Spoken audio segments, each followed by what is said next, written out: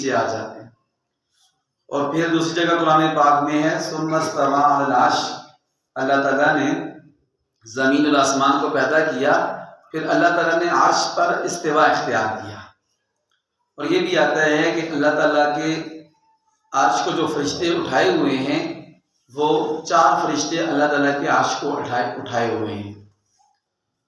اب وہ اللہ تعالیٰ کا جو عرش ہے وہ کیسا ہے، کتنا بڑا ہے، جو میں نے ابھی آپ کے سامنے روایت پڑھی ہے، یہ الدر المنصور للسیوطی میں جلد نمبر 4 صفحہ نمبر 335 پر ہے۔ اس میں اللہ تعالیٰ کے عرش کے بارے میں بتایا کہ اللہ تعالیٰ کا عرش کس چیز سے بنا ہوا ہے اور کتنا بڑا ہے۔ تو کہتے ہیں کہ العرش من یاقوتۃ حمراء، اللہ تعالیٰ کا عرش سرخ یاقوت کا بنا ہوا ہے۔ کس کا بنا ہوا ہے؟ سرخ یاقوت کا۔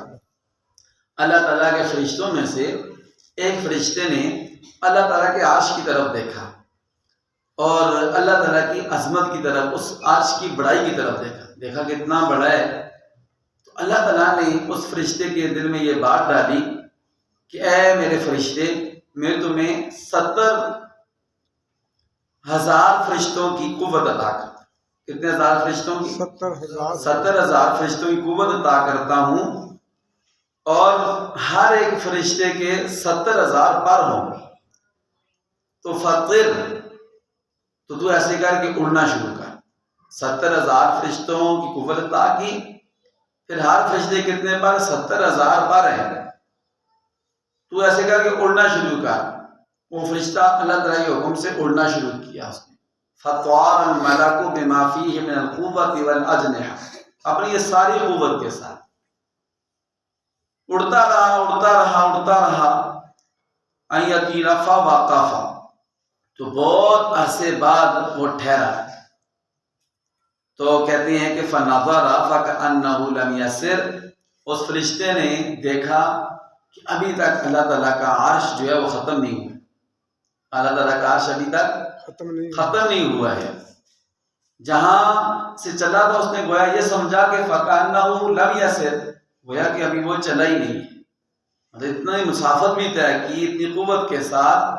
ایک فرشتے میں کتنی قوت ہوتی ہے؟ اللہ نے 70,000 فرشتوں کی قوت دی اور 70,000 پر بھی عطا کی، لیکن پھر بھی جب تھکا اڑ کے تو اس نے دیکھا گویا میں وہیں پر ہوں جہاں سے چل رہا ہوں، ابھی تک اللہ تعالیٰ کا عرش ختم نہیں ہوا ہے۔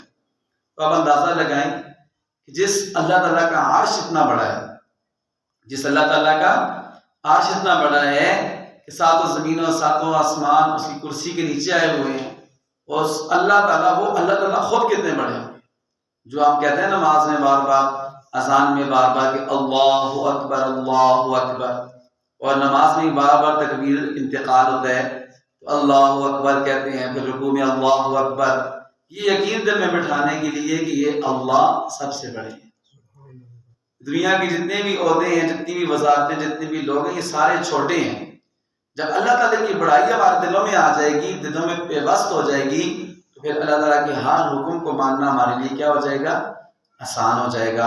اللہ تعالیٰ سے دعا ہے اللہ تعالیٰ ہم سب کو اپنی ذات کی عظمت اور بڑائی اپنے سینوں میں بٹھانے کی توفیق عطا فرمائیں، اور اپنے حکموں پر چلنے کی توفیق عطا فرمائیں۔